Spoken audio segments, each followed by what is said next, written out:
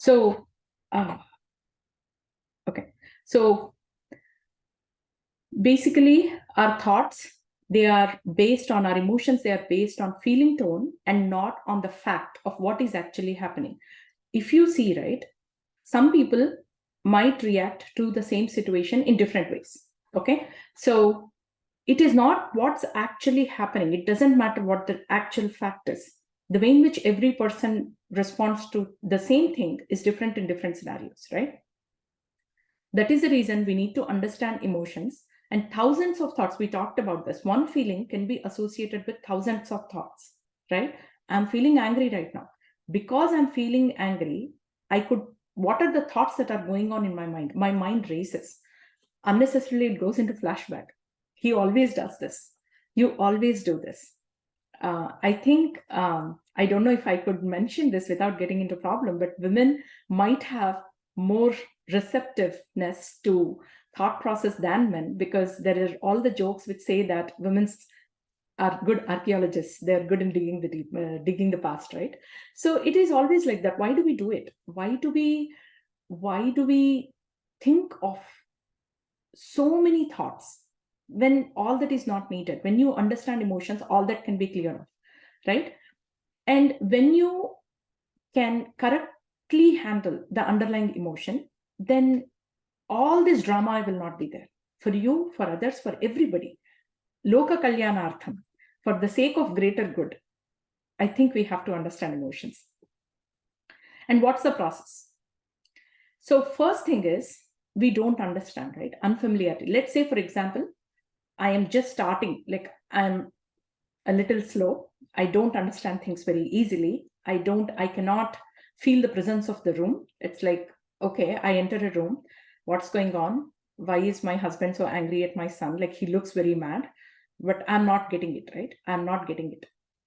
We often talk about people who are like, do they even understand what's going on? And they come and they speak as if nothing is going on there.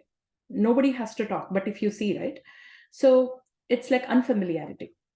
When, let's say, you're somebody who don't understand what's going on very easily, immediately, right? Then observe them. Observe the emotion that you're going through, that the room is going through, whatever. And don't try to change things. Oftentimes, most of the people are control freaks. They want to manage it, especially moms. I take the example of family because I have two sons, my husband, a 19-year-old, a 12-year-old. Everybody is very, very strong personality in our house. Everybody strongly opinionated, very strong personalities. It's very easy to get into a heated argument. So if I go with an intention of fixing things, that means I'm trying to change the emotions that people are going through, right? It is going to make more issues, right? So we should not try to observe them, right? With no intention to change, trying to understand. That's it. We don't know what is going on yet.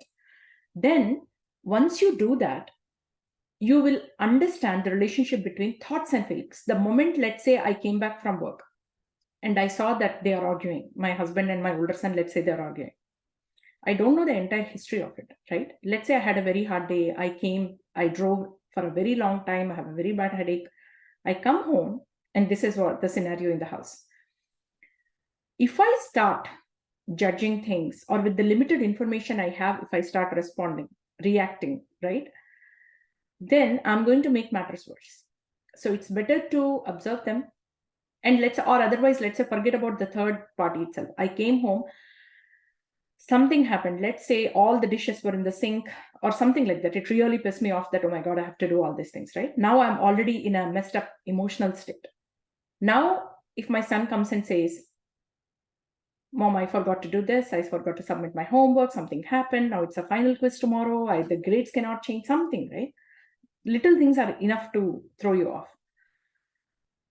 When I am like confused on, oh my God, what is going on? Why am I so mad at him? It's like he's in 6th grade. How does it matter? Right?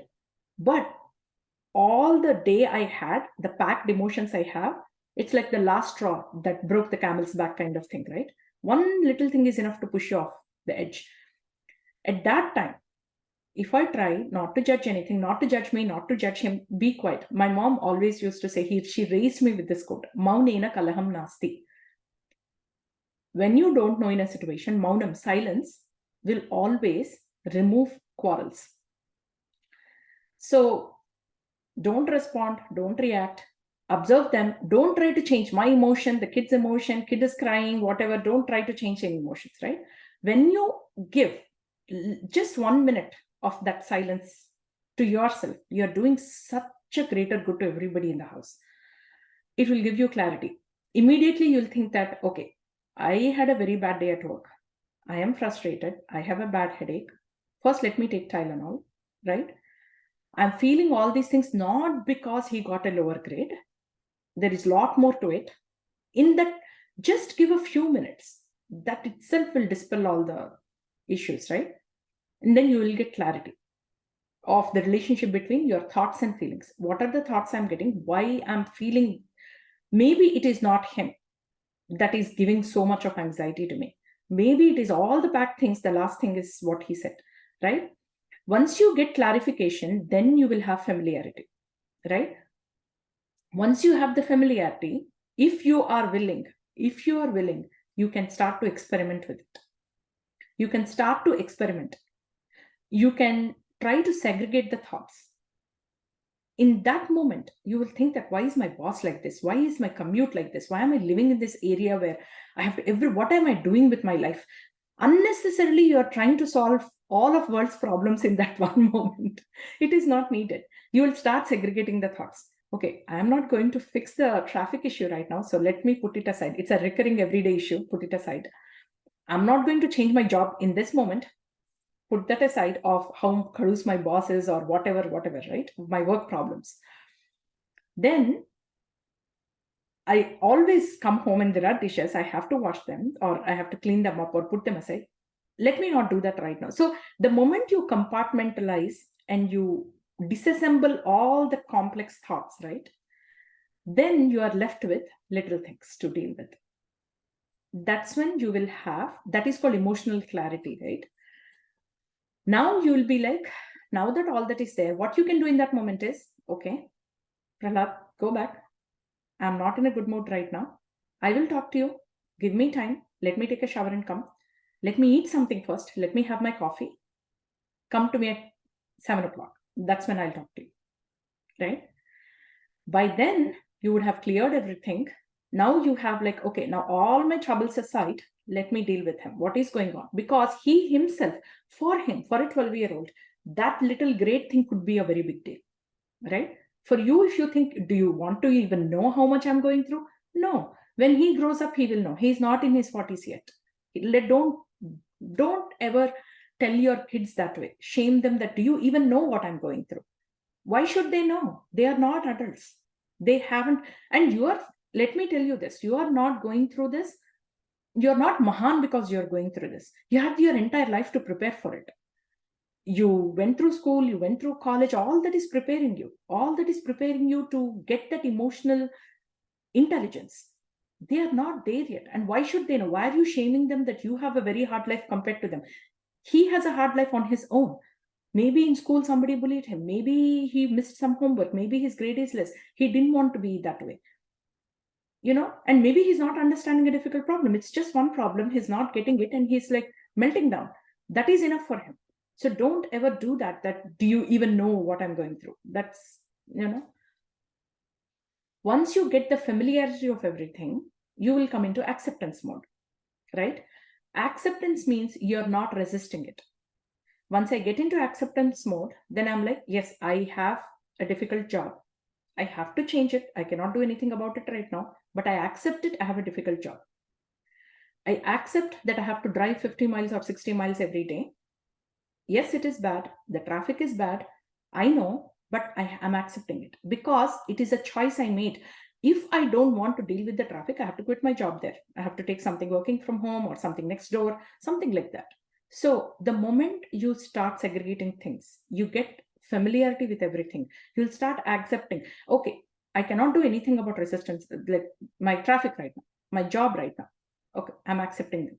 The moment you accept things, The moment there is no resistance, the emotion associated with it will crumble down.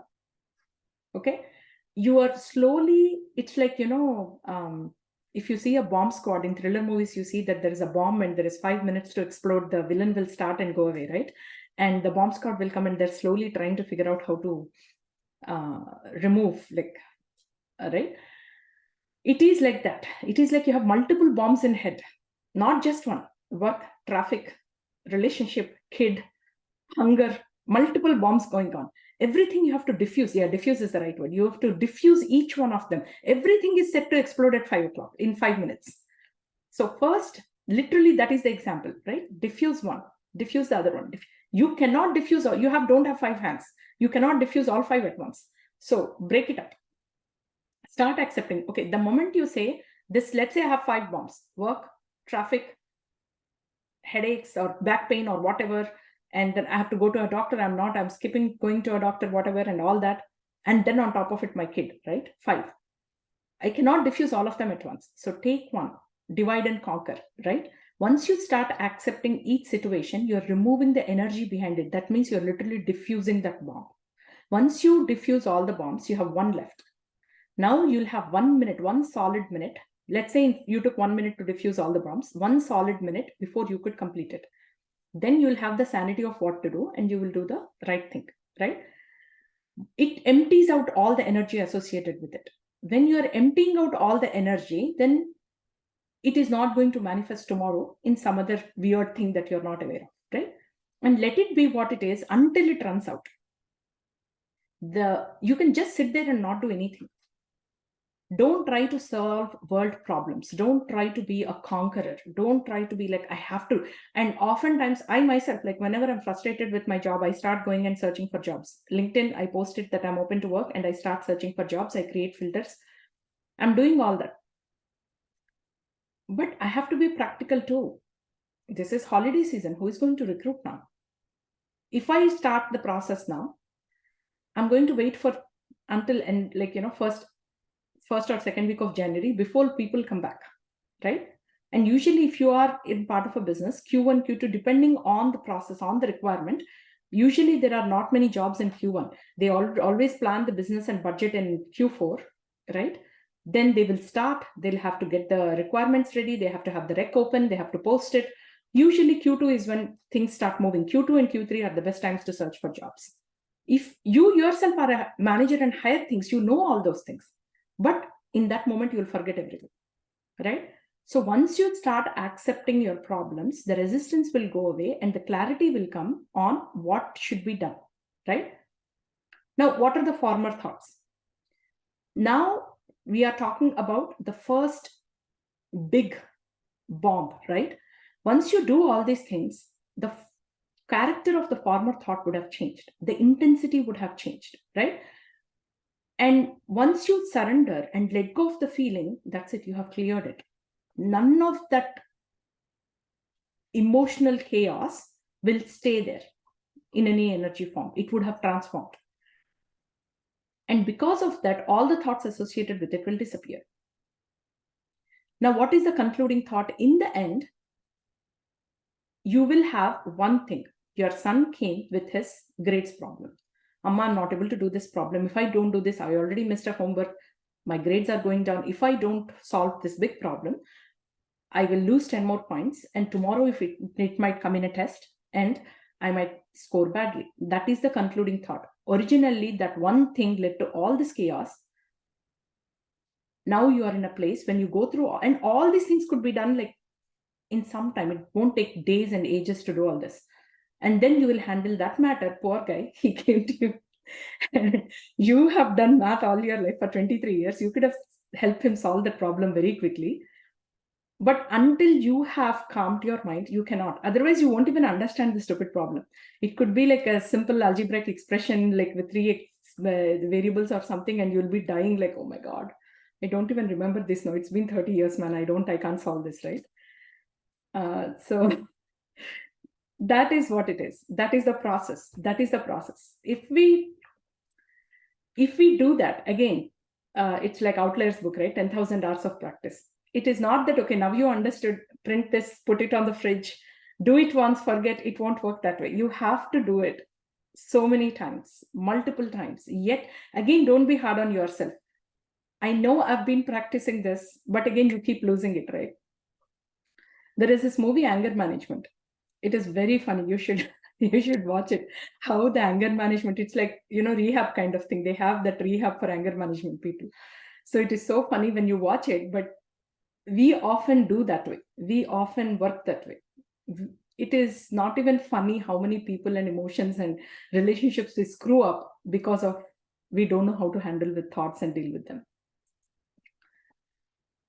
So he gives an example of, that is my parenting example, but here he gives an example of a missing passport. Let's say you have a work assignment, you have to go travel to some other place, some other city or some other country, let's say in 2 weeks, right? You forgot your passport. You forgot where you kept your passport. Not, it's like you misplaced your passport from your past travel. Now, when you think about it, right, you'll be like, you will not search for it. You will keep it in the last minute. Last minute, what happens? You'll be like, oh my God, I'm not able to figure out. So he gives an example of a man who has to travel and how to decompose, how to use the letting go technique to figure out and remember where the passport is, right? So if you sit down and think that what is the basic feeling that you have been ignoring, then he says that that person, he realized, for example, he realized that it is grief. So grief, again, is not just death. It is loss of something or someone, or the fear of loss of something or someone. That is grief. Grief is associated with that. Now, so he thinks, he sits down calmly and thinks, wow, I'm ignoring something here. What is it that I'm ignoring? And let's say grief comes up. Now, when grief comes up, what is it that he's not wanting to be separated from, right? So then all the associated fear of loss of the relationship, let's say he's having a difficult relationship with somebody, a girlfriend or something, or wife or somebody, then he's like, if I go away for 2 weeks trip, what will happen to this situation now in this moment? Will it sustain? So he's already worried about, if I go on this 2 week relationship, I will not have much time to spend with my loved one. And what is it that going to translate in the name of relationship, right? Now, once he lets go of the grief and the associated fear, right? Now, what can he think and reason about it? If you really love somebody, a 2 week trip should not bother it. If a 2 week trip is bothering that relationship, that means that love is not stabilized enough. That's not rooted enough, right? So it doesn't matter anyway. But if it is true love, then they will understand. This is very important. What you need to understand, always we unnecessarily fear and become anxious and worry about things. What you need to understand is, if the relationship is based on good foundation, they will understand you. They will understand you. They will accept you in your true form with all your, what do you call, imperfections. With all your imperfections, they'll accept you. So relationships won't break that easily. They will live with it. They will complain about it. They'll say, you know what? I was in this hard thing. We were having a big fight and then you didn't even care. You went to your work. Who says that? It is work. He's earning money. It's a job. It's a responsibility. He has to go work. You will understand that. You will come back and do it. Deal with it, or start talking on phone at night or something like that. So once he thinks about it, he's like, after he removes the associated fear with it, right? Once he let go of the grief, associated fear with it and everything, he felt at peace about the matter. Now his brain and faculties have calmed down. Now, what he concluded in all these things is 2 week absence in the relationship should not be much of a problem. Once that anxiety and worry is gone, he felt at peace. Now he remembered where the passport is. So now his emotional state became one of gratitude and happiness instead of frustration. Actually, this whole missing passport has given him clarity about his relationship. Oftentimes, we worry and get frustrated about little things that are happening in life. But that little things are actually not the main cause. We are not worried about the little things that are happening in our life, but we are worried about all the baggage that we are carrying on all lot of things. So that's the reason letting go can be very useful in everyday life. And if you start letting go for every little thing, right? Forgive and forget, forgive and forget, forgive and forget.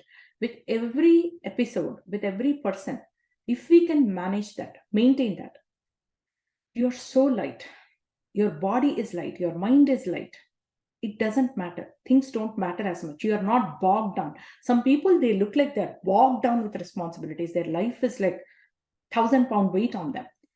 You're slowly letting go of all the weights when you are letting go of little things every day, little by little, right?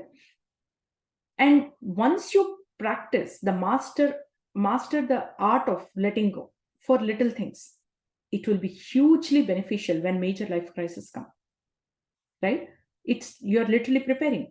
Why do you have to go through the school of 1st to 10th grade? So that you can go to college. Why do you have to go to college? So that you're prepared for the work world. You can get employed at a place. They see all these things. It's not that they see a college degree. Why do they demand a college degree? Because college, the education of college prepares you for a certain qualities that are needed for a work, right? If you want to be a doctor, you have to go through medical school. You have to work very hard.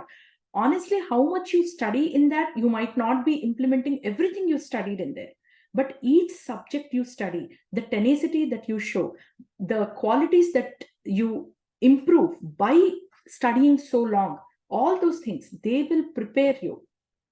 You can ask, I know I decided I want to become a doctor. Why am I studying social studies? What is the point of social studies for me? No, when you are studying social studies, which is not your interest area, you have to literally light up certain areas in your brain to master that. And your grades are important. You have to get a good grade to get into a good college. The more you do uncomfortable things, let's say I'm a right-hander, right? I start doing things with left hand. I cannot, it's very bad. But they say you have to do things with your not so dominant hand, because it will actually activate certain areas in your brain which can be utilized for something else. So you learning all these things, you doing all these things will actually activate and give you the muscle memory or the strength or something that is needed when a big thing will come. So this is all in preparation. So in every day, if we practice, and most of the times it's easier to practice on little things. Like let's say you're practicing, I play this game called Twisted Tangle. It has knots, all the threads that are knotted. How are all the games done? They start with level 1 where only one knot is there. You untangle one knot, it's overlap of them. You remove this, then it's untangled. The second one, it will be something like this. You untangle. Next one will be like this. Why are they asking starting with step 1? So that they can prepare you for the most complex one. It's same thing, right? Same logic. And whenever crises happen, they taps into the suppressed and repressed feelings, and they they bring up all that, boil up all the emotions, right? Problem is not to identify the emotion, but mostly it is learning how to handle the overwhelm. When I came from my work after a long day in the traffic, I was mostly more than anger, frustration, and everything. It was overwhelmed. Too many things were going on with me. I didn't have the capacity or the mental faculties to handle all at once. One after another, like, okay, I started my day. Let's say I was put into a different vertical in a project which I don't even like. I don't like those people. I never wanted to work with them. Let's say some reorg happened, I was put in that project. That's it. I'm like already thinking, okay, what is going to happen? This new boss, this new project, this new people, lot of emotions. Then I go in the traffic. While I'm coming back, accident happened. I was supposed to be at home to take my son to a concert at 7 o'clock. I already pushed it. I come home. He's already nervous about his concert. Now he's like waiting. He's calling me, Amma, where are you? Why are you not coming in time? And all that, right? So this is all overwhelm with multiple emotions. Today it could be anger. Tomorrow it could be sorrow. Tomorrow it could be grief. Tomorrow it could be jealousy. Tomorrow my both friends, me and my colleague, both were supposed to are equally eligible for getting promotion. He got promoted versus me. Jealousy, right? Lot of emotions. different set of emotions. Every time it could be a different bundle of emotions. We are always overwhelmed. And today, in this age and world of the presence of social media, to the exposure of to the world and everything, you are not even going to do anything about COVID. Somebody passed away in some countries. So many people passed away, or some war, something Ukraine, something happened. Are you in there? I'm not saying don't be compassionate, but what are you going to do listening to all that overload of information, especially when you are entirely, your day is falling apart, right? It is overwhelm. It is too much of overwhelm. You will learn how to handle overwhelm if you practice the art of letting go. Handling emotional crisis. So we talked about how to understand the emotions, right? Now we will take an example of how to handle an emotional crisis. Losing a job. The example that is taken in this is, let's say a person lost a job. So first emotion that could get is overwhelm of despair, right? So many things, like, and my entire family is dependent on me. I have so much of mortgage, I have car, this thing, so many, I have to pay off so many debts, right? So many loans, so many things. Plus, what will I do? Let's say I'm taking care of a sick mother, paying hospital bills and everything. What will happen to everything? I have kids, school, everything, right? So it is overwhelm, lot of overwhelm. Now, first thing, we talked about the different ways of dealing with emotions: suppression, repression, escape. Suppression, consciously, you're like, I don't want to handle this right now. You're putting it aside. Repression is you have suppressed it enough that it became repressed. Escape is you're trying to binge watch TV, you're trying to go away on a vacation, you're not dealing with the situation right now, you're escaping, you're avoiding it. We talked about these things. When you are having overwhelm of actually in Askin, it's given book, she calls it overwhelmment. When names it an emotion, right? Overwhelmment. When you're going through that kind of overwhelming stuff, you can just escape, you can avoid it. It is okay to use these things. Why? Because it will reduce the energy of that big blob of emotions, right? And now, once you get a little bit of, once that storm is gone, wait until the storm is gone. If you wait for 1 hour, 2 hours, then things slowly start settling down. At that time, you can start letting go of little bit of things, periphery things, right? You can start letting go of what can I, because see, oftentimes it is our attachment towards things, towards lot of little things that create that, emotion. If you start letting go of little things, like really superficial things, okay, I think I can get used to not going to and parking my car at my designated spot. I think I can let go of not eating lunch with my teammates every day. I think I can let go of the attachment to my desk and to the office and to the building and to the location and the Starbucks near it. So you start disassociating yourself, letting go of the attachment of very trivial, stupid things. How does it matter if I drink Starbucks at my office place versus home? How does it matter? Just that I got habit, right? I have become it. It's habitual that I go in that drive. Let's say I drive for 1 hour. In that drive, every day I hear to podcasts. I listen to an audiobook. Now, where will I going to study? And I think I don't feel like literally sitting and reading a book. I listen. I'm a person who listens to podcasts. You're unnecessarily worrying about very trivial things and putting everything together and making it a big mess. If you start untangling one thing at a time, very trivial things. Okay, I think I will listen to the podcast where now that anyway I don't have a job, I will listen to it while going for a walk. Something like that, right? You try to, that is not going to solve your job problem. Thinking about what podcast, where am I going to listen to the podcast is not going to solve your job problem. But untangling all those loose ends, little trivia about the job is going to remove the energy, the strong overwhelm energy. It is going to break up it into small pieces.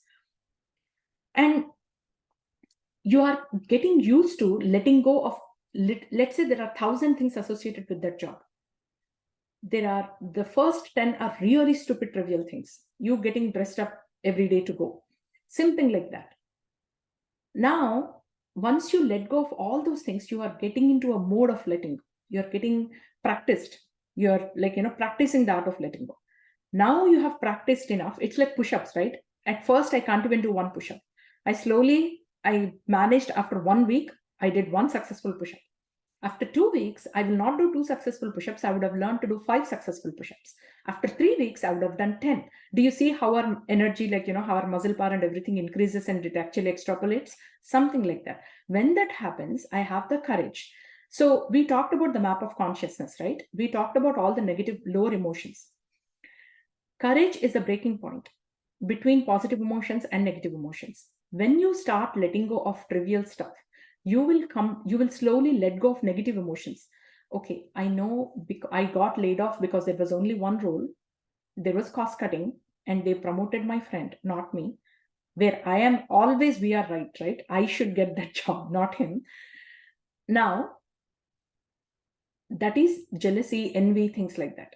Grief, loss of job. Fear, will I get another job or not? These are all if you remember the map of consciousness, I memorize the map of consciousness. So it's in front of me whenever I think about it. So below courage, grief, fear, jealousy, hatred, anger, ego, pride, all these negative emotions, you'll start disassociating with each of them slowly when you're letting go of that trivia thing, right? Once you do that, you came to the place of courage. You elevated yourself to courage.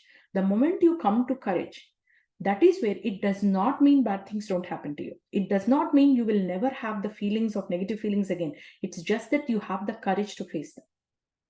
How come when you see some people, right, the same event happens, some people seem to have everything under control. They float. They don't let life impact their everyday life.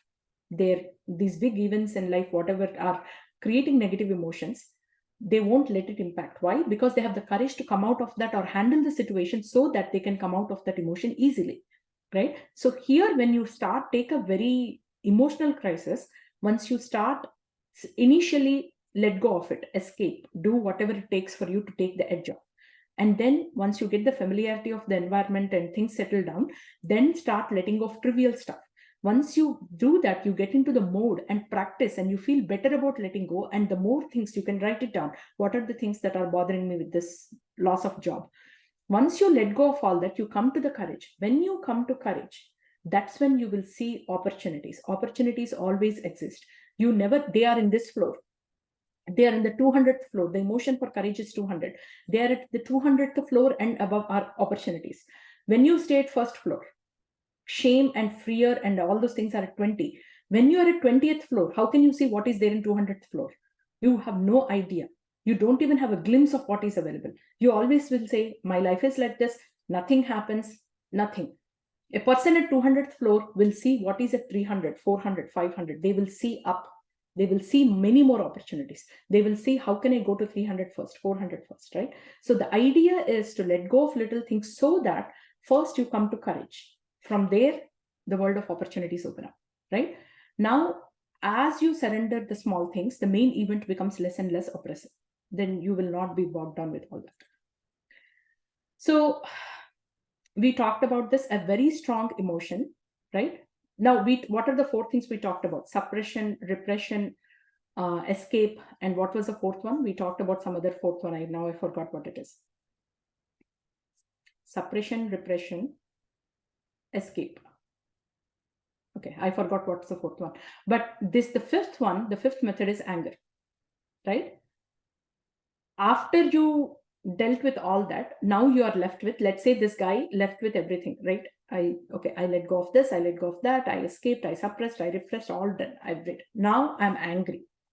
Now the one emotion that boils down to is, I'm angry. Why did this happen to me, right? Now we have to deal with anger, right? Now, whenever there is a strong emotion, again, it's a composite, right? It's a composite of several small emotions. After disassembling overwhelm and periphery emotions, now there is anger. Anger is always associated with pride. I am rightfully the right person for the promotion. Why did my colleague get promoted? What is that? Ego, pride, right? And maybe you are more eligible. I'll tell you this example. Maybe you are sitting at the place where I am at work, where I see the financials and everything, right? If strategically I promote one person who is less qualified than the other competing person, it actually happened that because of geographical place, this person, even though they are director role, they are getting less paid than the person who's still at the manager role. Two people are at the manager role. I had to promote one person to director role, right? I have one opportunity. Strategically, that made sense because of the vertical he's in and everything. It makes sense because that person can handle all those products. This person is more capable, but they don't have the domain knowledge. Fun. Second thing, of the budget, I'm trying to self-fund another project. So I can use the money, a little bit of money from here. How will I use it? This person, because of the geographical location, both are managers, but this person's salary is here. This person's salary is here. Even if I promote them to director, the title has changed, but they are still less than this. So from a managerial standpoint, leadership standpoint, to self-fund some other project, I have done that. So is it personal? Did I target this person? No, I had to do it. Otherwise, I cannot fund the other project. So several times decisions are made, not just because of your capacity.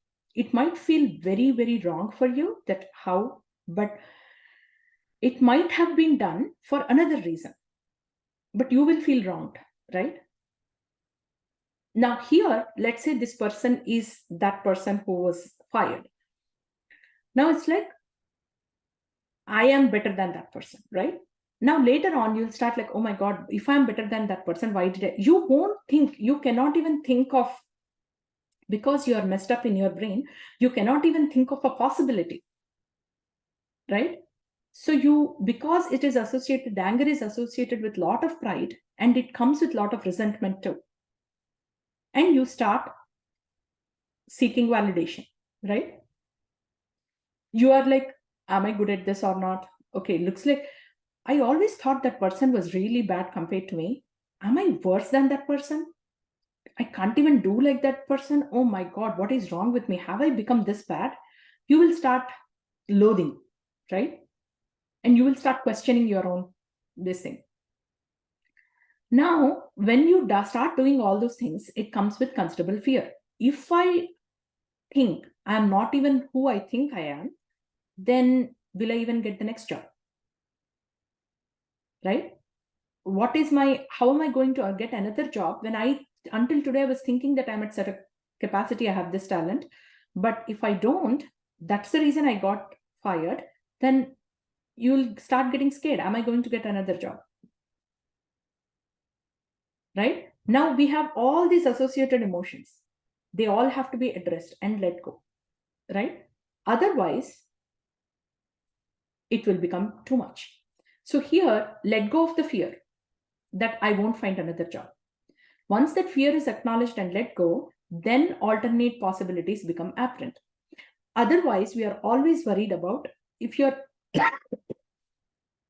too worried about certain things, as I said, when you are looming in the negative emotions, the positive emotions that are up here, the positive opportunities that are up here, they are vibrating at a different frequency. You won't even see them.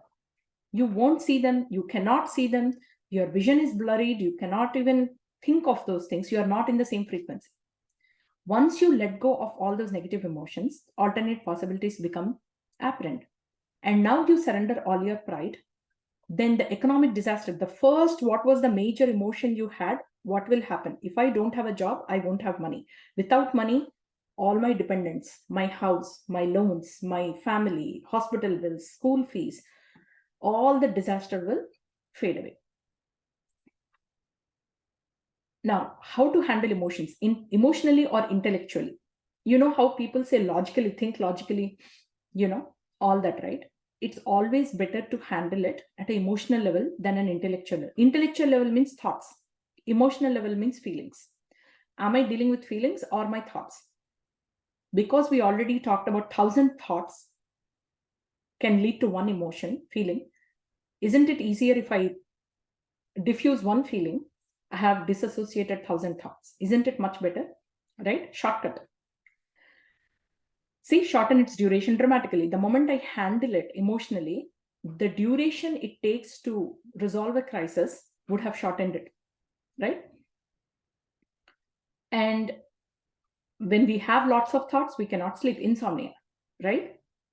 until we surrender the underlying emotion, all these peripheral things will keep happening. You'll feel like, oh, my days are going this bad because I'm not able to sleep. Next day, I don't have enough energy.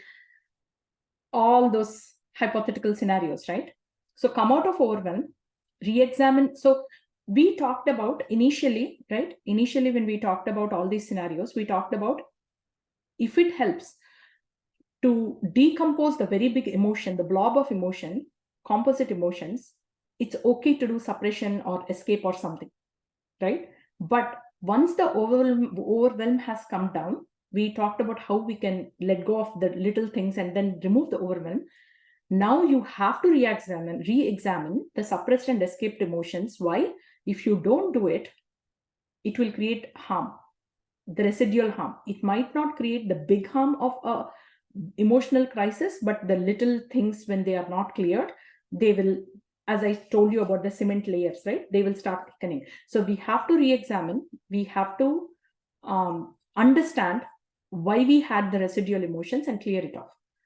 Okay. Otherwise, what will happen, that they will stay as bitterness, unconscious guilt, lower self-esteem. They stay like that. You don't want them. You want to clear that off. Every time the idea is to clear the balance. And if you don't take care of them, fragments of emotional complex may recur for a period of time. And you see how some people have some chronic ailments, right, for years together. It is because those fragments stayed back. Those fragments might not have given them the pain of 100%. When they had emotional crisis, they might have had that. But every day they have like 10% of it, 5% of it. Oh, my back pain is not completely cured. There is like 10% nagging of it every time. When something big happens, it gives off, right? It is better to clear all that. And when you clear all those things at that time, when the residue is small, right, there are small fragments, they are not little things, it's easier to deal with them. And when the emotional crisis is done, it is easier to clear off all those things. Like you had a Diwali party, if you don't clear your day, that day you're so tired, that night you cannot do everything. People left, you leave the home like that, everything is a mess, people ate, there are trash everywhere, everything, all the rooms have been like, everybody was in every room and everything. You cannot do anything that day. Next day, you want complete rest, fine. But later on, if you don't clean it up, right? If you don't clean it up and bring back to normalcy, your work will start from Monday. And then things will get piled on. And you'll be frustrated throughout the week. Why do you want that, right? So clear it off. Benefits of handling a life crisis successfully is reduction of the fear of life. Everybody has life crisis. And they are given life crisis. We talked about this in our previous book review. We talked about how this is an earth school, right? We all have come here to learn certain qualities. And once you finish your earth school, then you will be elevated into different states. So how will you learn things? Only when challenges are given to you, that's when you learn. What are challenges? They come in the form of life crisis. When you're learning how to bike or something, you fall down your bike gets stolen, or later on you will have a small accident, you'll fracture your leg. Small things happen at that time. Once you start getting into relationships, your heart is broken, your love interest gets married to somebody else, you lose a job, you lose several interviews, series of interviews, you will fail in your tests, you get married, and then let's say the spouse has some ailment, comes with like some health issue comes up, or you have kids, you have miscarriages, you have health problems for kids, your parents are growing old, they have health problems. So entire life, if you see, there are life crises going on. How big of a crisis it is, it depends on how you learn to handle all the emotions associated with it. It is not okay to say that this person does not have life crises. They are born with a silver spoon, they don't have anything. No, look at them, observe them with the little things, how they are handling it. Maybe they have mastered the art of handling it, right? So if you learn to let go of every day, little by little, right, then you have learned the art of handling a life crisis successfully. And what are the benefits? The fear of life is to enjoy. Not necessarily enjoy means it's not a rosy garden every day. But life is to live, experience. There is so much beauty towards it. We don't even watch it. We don't even enjoy the nature. We don't even enjoy the sunrise and sunset every day. We don't enjoy the cool breeze when we step out. Let's say it just rained. The soil, the aroma of the earth and everything, it's so beautiful. But you're so bogged up at work. You wake up, you go, you step out of the house, you don't, oh my God, it's raining. Instead of saying, oh my God, it's so beautiful, it's raining. Actually, if soon after it rains, right now it is like winter for us, the fall colors and everything. When it rains, the air gets cleared. It's so interesting when just after it rains, right? The colors on the trees, they look so beautiful. The leaves and everything, the color itself changes. If you are in the moment and you actually look at them, you will enjoy it. I take so many pictures all the time. Every day the scenario changes because of the air quality, the thickness of the air, the clad, like, you know, the how cloudy it is versus how sunny it is, lighting, everything changes how it looks. But are you enjoying it? It is there for everybody to watch. You're always in the fear of life when you don't know how to handle your emotions. You're not enjoying life, right?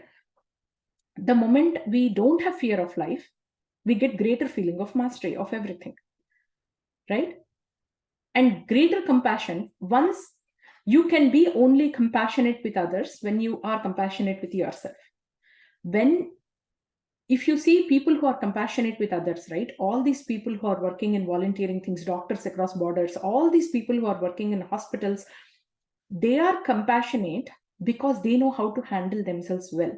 If you yourself are in a mess, how can you help others or look others suffering or be compassionate about it when you're in your own cocoon and world? If you're don't know how to handle yourself, right? So once you know how to handle all these things, you become more compassionate. Then comes your increased ability to help others. And the entire life purpose is paropakaratham idam sariram. You are made to help others. How can I? That is your life purpose. My life purpose is to be of some help to somebody with the innate talent given to me. But how can I come to that stage? Only when I have mastered all these things, right? Yeah. So basically, that's what it is, right? Your self esteem and confidence increases. You will realize that when I have the courage to handle negative emotions, then I have what it takes to help others. While I'm helping others, if something comes up, it's okay, I can handle them, right? When you do that multiple times, your self-esteem and confidence increases. When you're confident, it's like a good circle to be in, not a vicious circle, good circle. Your confidence feeds to solve the life problems easily. Once you solve the life problems easily, the challenges, it's like math problems, right? The more complex problems you solve, your confidence increases as a mathematician. You'll be like, I can do this, I can do this, I can problem solving, right? And the moment you get into the problem solving mode, now you're not worried about anything about new problems I give you, new crossword puzzles or something like that. You are looking forward to it. You're actually looking forward to a better challenge because you're like, let me see if I can handle this or not, right? So that it becomes more of like a challenging game. You're curious, you want to do this. Yeah, awareness that one can survive and handle whatever life will bring. Then once you have the awareness that I can handle whatever life brings me, then there is no worry and anxiety. Once there is no worry and anxiety, then you are looking things clearly, much clearly than what they are. Otherwise, oftentimes we are looking with colored lens and we are looking at things in a different color than their actual thing. You are giving more importance to things than they actually are worth, right? It is not needed. And once you reach that stage, then after there is a kind of peace and calmness. After all if you notice, after all the life, big issues in life, right? There is a moment of peace and calmness. Always. And of variable duration. It could be a little length or longer length, but it will be there. You need to notice that. People often don't notice it and say, my life is always troubles. Why are you not thinking? And it is impossible, okay? Irrespective of what happened to you, it is impossible for you to have all troubles because God, universe, or whatever, right? We are given a life of sorrows and happiness bundled together. If always sorrow is there, what is your motivation to live?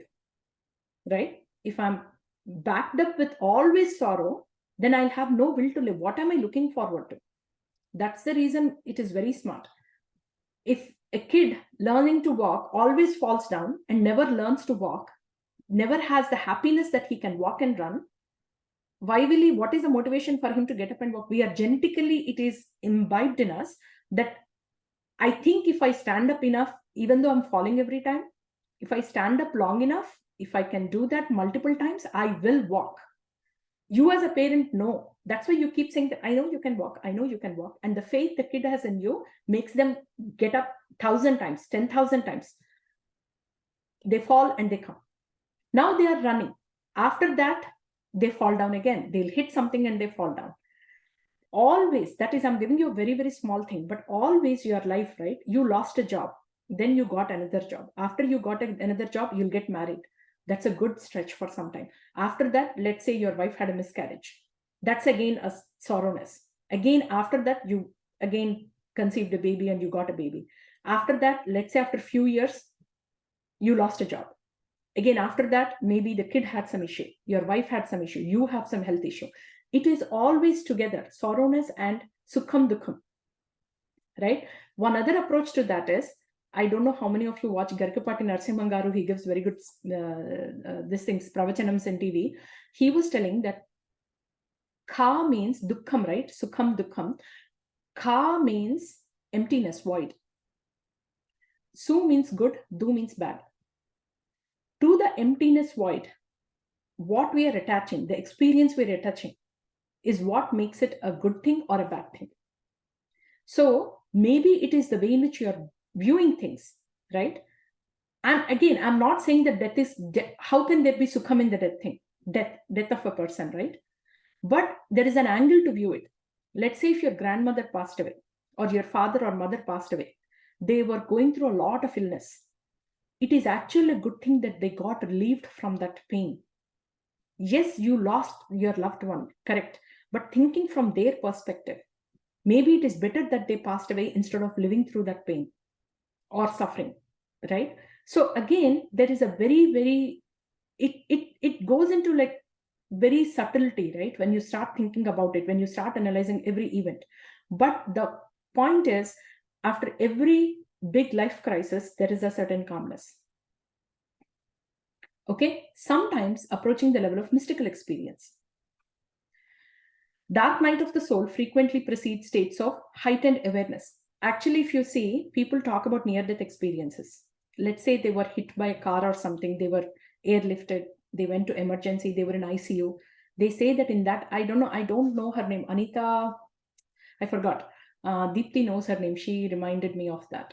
So Anita Murjani.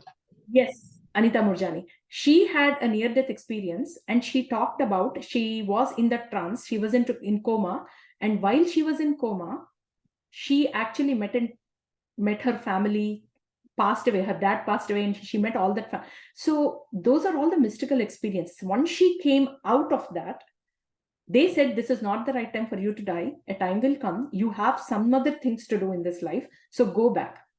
That's when she was always she almost gave up. She was doctor said she's going to die, but she came back, and from then she became the spiritual guru, and she has shared her experiences, her life, and a lot of things, right? So near death experience is what? It's a trauma. It's a major life crisis. What came out of it, right? What came after that? Now that is, I'm talking about extremes. But if you see small things in your life, I want you to go back in your life whenever you had a small thing. Otherwise, see, if you did not have the peace and calmness, that is the fertilizer for new growth. If you didn't have that, would you have been at this place wherever you are? Are you better than how you were just after college, where you never, your first job, you never had any money, versus where you are right now? Why don't you look at it in a positive way, right? So whenever there is dread and shock of death, a profound sense of serenity comes after that. It is composed of peace and oneness.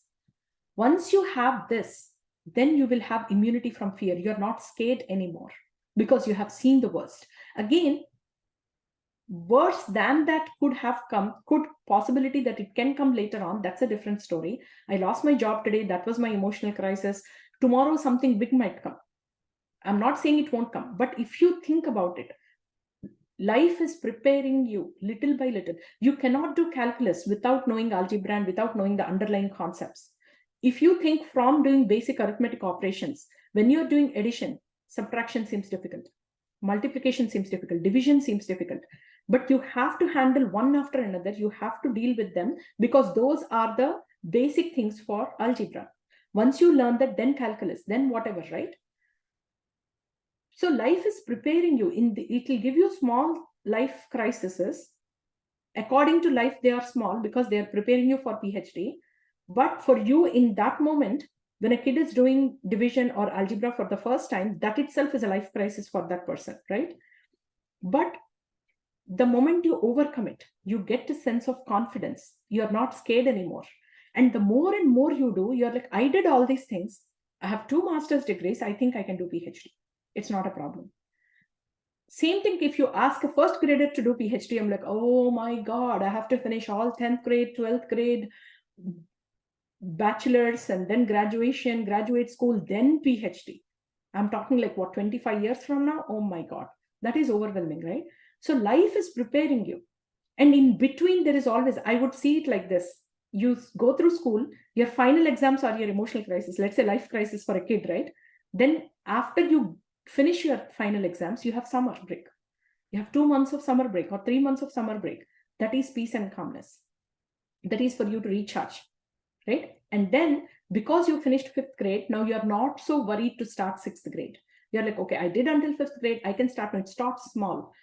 Revision, introductions, unit tests, internals, quizzes. Then comes quarterly exam to test everything. Do you know all these things? Now you have gained confidence until quarterly, then starts half yearly, then starts finals, pre-finals, finals. That is how life is too, right? And oftentimes people who go through life crises, they develop extraordinary abilities. And these people who go through near-death experiences, they become healers, they develop psychic awareness, advanced state of spiritual illumination, right? That's why you see, like, it's an extreme thing. It's a very extreme thing. And you get leap in consciousness. You will have made strides, not just small steps, but a leap in consciousness, right? And again, it need not be such drastic things. So one thing is you had a near death experience and you got that. But starting from, so let's say there is an extremely smart person with a very, very high IQ. They can skip school and do PhD directly, right? They can, here actually in US, you can do bachelor's and PhD together. You can finish bachelor's, it is a bachelor's plus PhD program will be there, or bachelor's plus master's program will be there. You can finish bachelor's plus master's in 5 years. There are a lot of options for highly performing kids who can take that challenge and do it. So yes, these people who have near-death experiences, they can have a leap of consciousness. But even the people who are going through life's crises, right? Slowly but surely. So I can go through regular way and get a PhD too. You got a near-death life experience, you got a leap of consciousness. I don't have anything like that. But every day, by letting go and learning and mastering the art of this, I also can come to that place of mystical experiences and self-awareness and spiritual illumination and everything, slowly but surely, right? And don't see life crisis as a bad thing.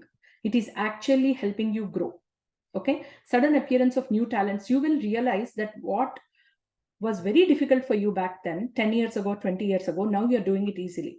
So you have to realize that the moment you are in the present moment, you will realize what you have gained and everything, right? And always it is the letting go of the old and the birth of the new. And your brain is very smart. It will remember things, right? If you learned how to ride a bike when you were young and you did not ride a bike, let's say after you got married, I did not ride a bike in a long time. And after like 5 years ago or something, we got bikes and it's like, okay, you won't forget it. You will wobble a little bit, but then you can ride the bike again because your body and mind and muscles and everything, they remember. They have stored it somewhere. The art of riding a bike is repressed somewhere, but it came to my consciousness after wobbling a little bit. So similarly, when you learn to let go of emotions, your body, mind, everything, soul remembers, I know how to let go of this emotion. Anger, this person had so many times and they learned how to let go of anger. Next time anger comes, it won't be at such an intensity, because muscle memory, I know how to let go of anger quickly now. I have mastered the art. So if you see like this, the more you let go of things on a daily, small, little by little basis, you will have mastered the art, and things will become very easy for you, right? So that is where I'm going to end today. But last time I recommended this book, Atlas of the Heart by Dr. Brené Brown. It talks about 87 human emotions and experiences. If I ask you to write down how many emotions you know, based on your emotional granularity, maybe oftentimes people will say sadness and happiness. That's it. The blanket, they will cover everything under sadness and happiness, right? Sukham, dukham. But if I ask you to go think a little bit, maybe you'll come up with 20, 30. There are 87 human emotions that she came up with. That is the granularity with which. And then she says that the more you know this, right? Google this, you have this in her website, it's there, and there is a chart. If you see this, the more you understand emotions. Why am I stressed out? She categorizes a group of emotions under what happens when things are like this. When things are uncertain or too much, that's when you go through stress, overwhelm, anxiety, worry, avoidance. You do these things when there are too much. Now, once you know these categories, right, it is your way of removing the overwhelm. Because why am I avoiding this? Why am I avoiding preparing for a job interview? Because it is very uncertain if I'll have the same comfort zone as this job. That is why. Because of the uncertainty, I'm feeling this way, right? And we compare. When we are comparing, we are trying to have envy, jealousy, resentment, right? All these things are because when we compare. And when things don't go as planned, that's when we have disappointment, expectations, regret, discouragement. So if I tell you that, if you are telling me, hey, I'm so discouraged, I don't have any kind of excitement or motivation to do things, then if I'm helping you, if I'm trying to help you decompose your emotion on why you're feeling the way you're feeling, and if I understand what did not go as planned for you, I can start here. If I'm your counselor, therapist, I can start from here. This actually could be a very good card for psychologists, like clinical therapists, right? If I can start, like, I can ask questions like this: what didn't go as planned in your life before? Or who are you comparing with? What are you comparing with? Right? Things like that. So things, if you can, this itself is a book. It's a in-depth chapter in it, but just go through this to understand. If you keep this on your fridge, and if you are like, where is my feeling? I am feeling I'm really worrying today. Why? Oh, what is so uncertain? Once you come to this block and then, okay, something is uncertain. Why is it uncertain? The moment you're asking why, right? The concluding thought is the actual emotion. Everything else is padded up. So you let go of all the paddings, then you will come to the concluding emotion, and then you deal with it. So that is a really good way of doing it. So that is all I have for today. So let me stop sharing.